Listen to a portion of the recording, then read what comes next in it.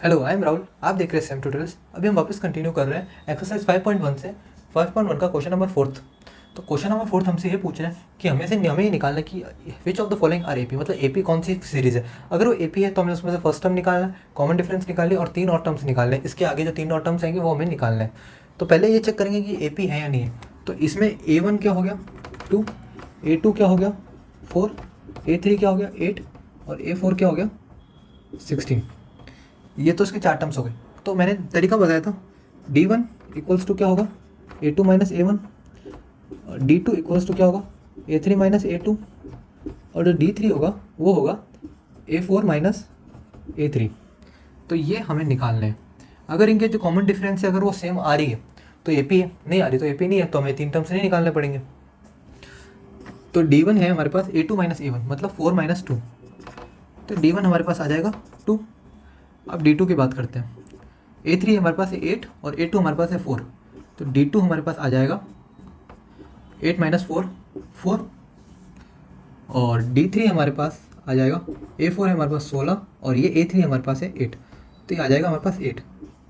तो D1 D2 D3 एक दूसरे के बराबर नहीं है, इज नॉट इक्वल्स टू, तो ये इट्स नॉट AP। जो सीरीज़ हमने जो निकाली है ये अर्थमेटिक प्रोग्रेशन वाली सीरीज़ नहीं है। अब सेकंड पार्ट है इसका, सेकंड क्वेश्चन है इसका, सेकंड पार्ट है 2 5/2 3 और 7/2। ठीक है, अब इसका चेक करते हैं। अब इसमें A1 हो जाएगा 2, A2 हो जाएगा 5/2 और A3 हो जाएगा 3 और A4 हो जाएगा हमारे पास 7/2।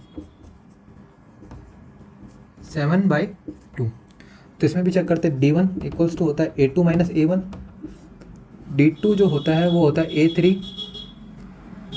माइनस A2 और D3 जो होता है वो होता है A4 माइनस A3। अब हमें तीनों के कॉमन डिफरेंस हमें निकालनी है, देखते हैं कैसे निकालते हैं। तो D1, अब A2 की जो वैल्यू है वो है 5/2 माइनस 2। 5/2 होता है, 5/2 जो होता है उसको हम कहते हैं 2.5, मतलब 5 का आधा तो होता है 2.5। 2.5 में से जब हम 2 माइनस करते हैं तो हमारे पास क्या आता है 0.5। तो D1 की जो वैल्यू आ गई वो आ गई 1/2। 0.5 को हाफ को हम कैसे लिखते हैं, 0.5 को कैसे लिखते हैं 1/2 भी लिख सकते हैं। ये आ गई D2, ये D1 आ गई और हमारे पास A3 माइनस A2 मीन्स 5/2 नहीं 3 A3 माइनस A2 और मतलब इसका हम 3 में से 3 माइनस 5/2, तो 3 माइनस 5/2, 5/2 की वैल्यू बताइए 2.5। 2.5 3 में से निकालते हैं तो कितना आ जाता है 0.5, तो 0.5 हो जाएगा 1/2। अब D3 जो है उसकी जो वैल्यू आ जाएगी A4 है 7/2 और A3 था 3। अब 7/2 की जो वैल्यू होती है वो होती है 3.5। अगर 3.5 में से 3 निकाल दे तो बचता है 0.5, तो इसकी भी वैल्यू आ जाएगी 1/2। तो कॉमन डिफरेंस क्या आ रही है, सेम आ रही है, मतलब जो सीरीज हमें दी हुई है वो AP में है। So D1 equals to D2 equals to D3 which means series is in AP। अगर सीरीज AP में है तो हमें निकालने बाकी के 3 टर्म्स। तो 3 टर्म्स कैसे निकालेंगे, A5 निकालना है। A5 की जो वैल्यू होती है वो होती है A+4D। फिर हमें निकालना है A6 निकालना है। A6 की जो वैल्यू होती है A+5D और हमें फिर निकालना है A7। A7 की वैल्यू होती है A+6D। अब A5 देखते हैं। फर्स्ट टर्म तो हमने निकाल दिया, फर्स्ट टर्म था मतलब निकाला वही था 2 था, कॉमन डिफरेंस है 1/2। अब हमें निकालने पहले के 3 टर्म, आगे के 3 टर्म्स, आगे के 3 टर्म्स हो जाएंगे। A है हमारे पास 2, D है हमारे पास, D हमने यहाँ पे निकाला 1/2। देखो 4 और 1/2, 2 से 4 कट गया तो बचा यहाँ पे 2, 2 को 2 से ऐड किया तो आ गया 4, तो A5 आ गया 4। इसको हम यहाँ लाइन खींच देते हैं। अब A6 निकालना है। अब A6 है A+5D मीन्स 2 + 5/1/2, ये 1/2 लिखा हुआ है। तो A6 की जो वैल्यू है वो आ जाएगी 2 + 5/2। A6 जो है एलसीएम लूँगा तो मेरे पास इसके नीचे 1 लिखूँगा तो आ जाएगा 2 को 2 से मल्टीप्लाई करेंगे तो आ जाएगा 4 + 5/2, मतलब A6 की जो वैल्यू आई वो आई 9/2। अब हमें निकालना है A7। A7 जो है वो होगा A+6D। A+6D मतलब A की वैल्यू 2 + 6 × 1/2, ये 2 लिखा हुआ है।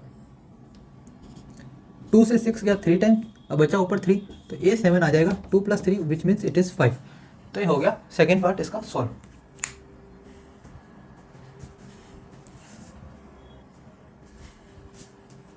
अब थर्ड पार्ट है हमारे पास, ये हमारे पास सीरीज़ दी हुई है।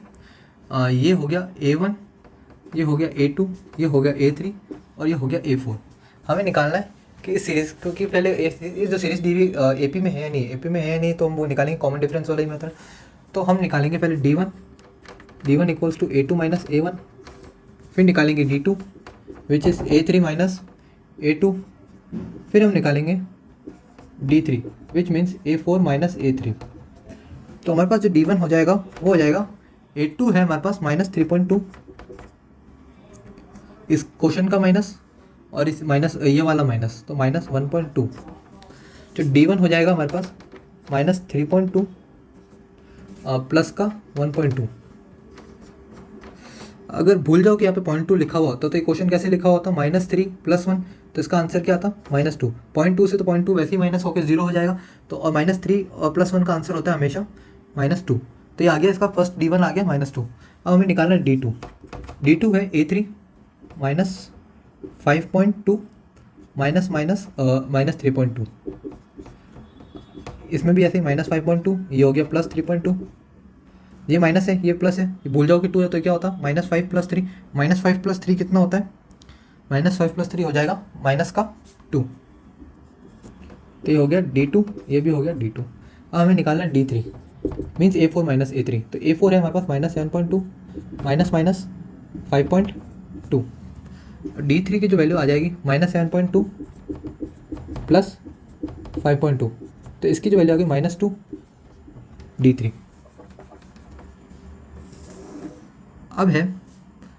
अब हमें निकालना है इसके ये सीरीज़ हमने प्रूफ कर ली कि AP में, तो पहले लिख लेते हैं AP में D1 equals to D2 equals to D3। So series in AP।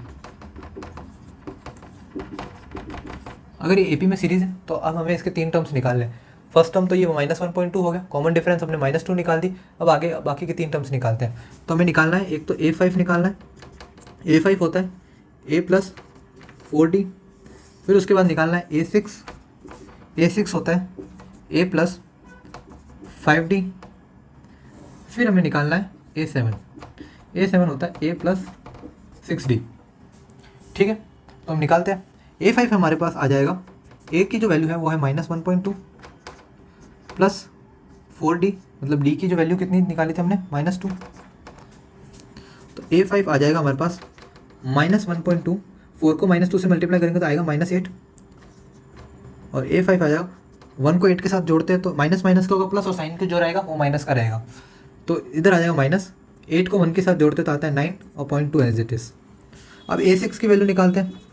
A6 की वैल्यू हो जाएगी, A की जो वैल्यू है वो है -1.2 5D, D की जो वैल्यू है वो है -2, तो A6 हो जाएगा हमारे पास -1.2, ये हो जाएगा 5 × 2 और 5 × -2 तो हो जाएगा -10, तो ये हो जाएगा A6। 1 को माइनस फिर से प्लस, 1 को 10 के साथ जोड़ते हैं तो आ जाएगा 11.2 एज इट इज़।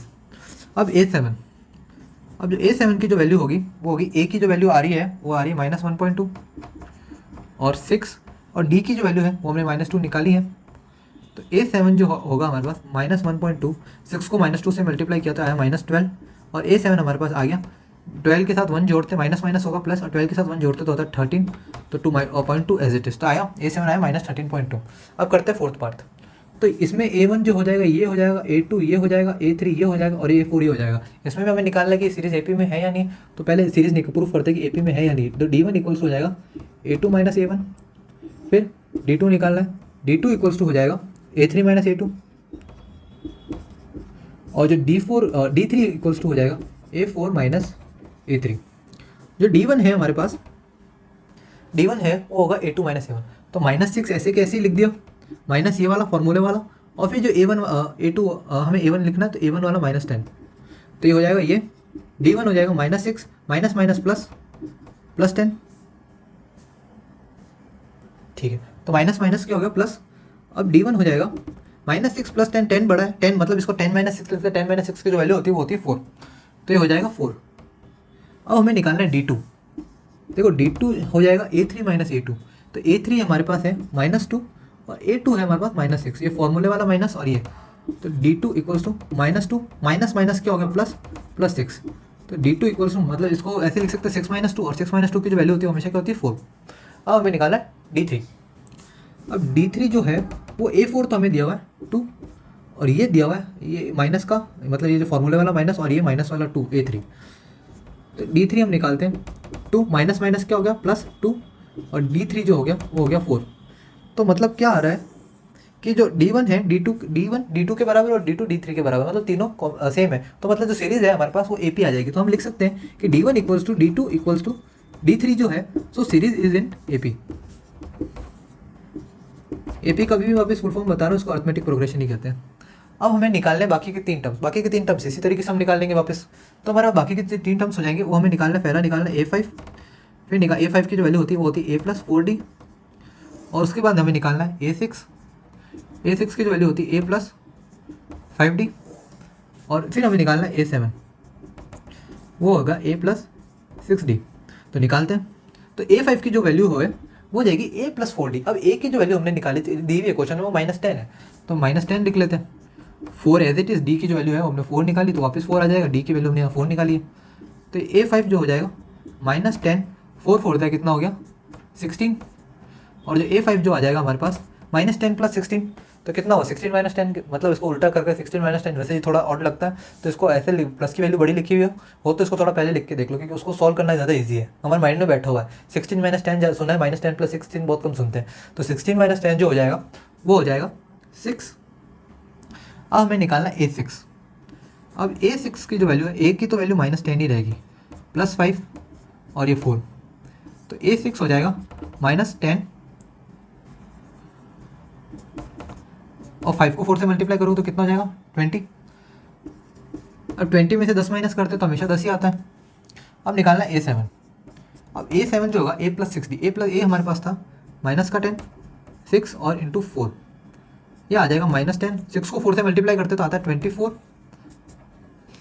अगर 6 को 4 से मल्टीप्लाई 24 आया, और 24 में से जब 10 गया तो बचा 14, तो ये वैल्यू थी A7 की। तो ये क्वेश्चन हमने बड़े एक सिंपल से मेथड से इजीली कर लिया। अब बाकी के क्वेश्चन देखते हैं। क्वेश्चन नंबर 5 हमारे पास है 3 + √2, 3 + 2 √2, 3 + 3 √2। तो देखते ही लगता है कि बड़ी मुश्किल इक्वेशन है, बड़ी मुश्किल जगह, बट ऐसा कुछ नहीं है, ये बहुत ईजी इक्वेशन है। तो हम इसको ले लेते हैं A1, इसको ले लेते हैं A2, इसको ले लेते हैं A3, और इसको ले लेते हैं A4। अब इसका क्या होगा, हमें वापस इसमें वही करना है तरीका, हमें निकालना है D equals to A2 - A1, तो D इक्वल्स टू A2 हमारे पास है 3 + 2, 3 + √2, 3 + √2 -3। अब 3 - 3 हो गया 0, बचा हमारे पास D बचा √2। अब हमें D2 भी निकालना है, D2 हो जाएगा A3 - A2, तो D2 A3 जो हो जाएगा वो हो जाएगा 3 + 2 √2, हमें माइनस करना है A2, तो है 3 √2। अब D2 की जो वैल्यू हो जाएगी, देखो हमें माइनस करना था, सॉरी ये आप आएगा माइनस का साइन, और सॉरी यहाँ पे +√2 का साइन, -3 - 2 √2, सॉरी √2, इसको वापस लिखते हैं, ये आ जाएगा हमारे पास 3 - √2। A2 हमारे पास था 3 + √2 था, बट यहाँ साइन माइनस था, इस माइनस को मैंने इससे मल्टीप्लाई कर दिया तो यहाँ -3, मतलब माइनस जब यहाँ साइन लगाओगे तो अंदर के सारे जो साइन होंगे वो माइनस हो जाएंगे। अब देखो 3 - 3 तो हो गया 0, तो इसको तो हम लिख देते हैं ऐसे कैसे 2 √2 - √2। अब जैसे लिखते हैं, कभी हम सॉल्व करते हैं 2x - x कितना होता है, x होता है, तो ये लिखा हुआ 2 √2 - √2, तो भी क्या होगा √2 को मान लो x है, तो 2x - x तो हो जाएगा 2, मतलब हो जाएगा x, तो x क्या है √2। इसको वैसे भी कर लो या फिर वैसे ही कर लो, 2 √2 में से 2 √2 जाता है तो बचता है √2। अब हमें निकालना है D3। अब D3 जो हो जाएगा वो हो जाएगा A4 - A3। अब जो D3 है हमारे पास, A4 है हमारे पास, A4 हमारे पास है 3 + 3 √2 माइनस, अब A3 हमारे पास था ये 3 - 2 √2, तो -3 - 2 √2। वैसे कि वैसे जैसे यहाँ साइन माइनस था, तो यहाँ पे जो माइनस यहाँ लगेगा तो ये इसको भी माइनस कर देगा और इसको भी माइनस कर देगा। D3 हो जाएगा 3 देखो 3 में से 3 माइनस 3 तो हो गया 0, हमारे पास अब बचा 3√2 माइनस 2√2। अब ये इसका भी आंसर हम वैसे ही निकालेंगे। देखो 3√2 है मतलब इसको x मान लो, इसको भी x मान लो, 3x माइनस 2x, 3x में से 2x जाता तो बचता है x, तो 3√2 माइनस 2√2 में से जब ये जाएगा तो बचेगा हमारे पास √2। तो d1 d2 और d3 क्या बराबर है? अगर बराबर है तो जो सीरीज है वो AP में है, तो हमें आगे के 3 टर्म्स और निकालने हैं, तो 3 टर्म्स निकालते हैं। तो A5 जो हमें निकालना है, A5 जो होगा वो होगा a प्लस 4d। फिर हमें निकालना है A6 जो होगा वो होगा a प्लस 5d। और फिर हमें निकालना है A7 की जो वैल्यू होगी a प्लस 6d। तो a प्लस 6 ये हो गया। अब हमें निकालना है A5 a plus 4d, means a की वैल्यू हमारे पास क्या थी 3 और 4d मतलब 4 और √2, d की वैल्यू √2 है, तो A5 की वैल्यू 3 प्लस 4 √2 ही आएगी, इससे ज़्यादा तो हम आगे सॉल्व नहीं कर सकते। A6 मतलब 3 प्लस 5 और d कितना है √2, इस A6 की वैल्यू भी 3 प्लस 5 √2 है, क्योंकि उसको हम आगे सॉल्व नहीं कर सकते। सॉल्व तो कर सकते हैं √2 की वैल्यू 1.414 लगा के, बट इतना तो हमें आंसर चाहिए नहीं, क्योंकि हमारे पास सीरीज ऐसे दी हुई है, तो हम क्यों निकाले फालतू की मेहनत करने की जरूरत ही नहीं, क्योंकि हमें सीरीज इसी फॉर्म में दी हुई, तो हमें इसको इसी फॉर्म में लिखना है। तो A7 जो हो जाएगा 3 प्लस 6 √2। तो ये हुआ 5th पार्ट खत्म।